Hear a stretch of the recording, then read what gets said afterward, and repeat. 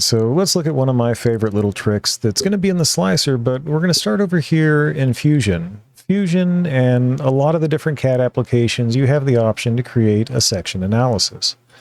These are great little tools to be able to take a look at the inside of your model and see what's going on and the hidden parts that you normally can't see.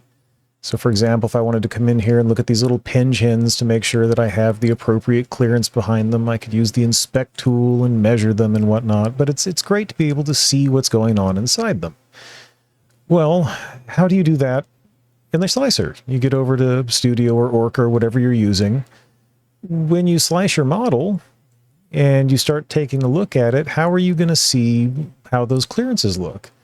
Well, I like to use line type because, like in this case, this is printing in PETG ESD, so it's going to be this black model, which is really hard to see.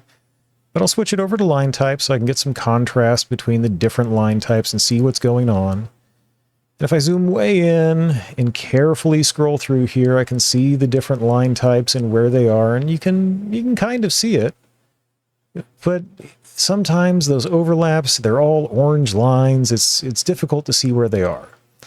So what I like to do, down here in the bottom right, there's this little icon of 3 stack sheets. Well, that's to toggle between all layers or just one layer.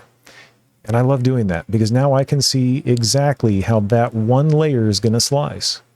I can visually see my clearances and where my seams are just for that one layer.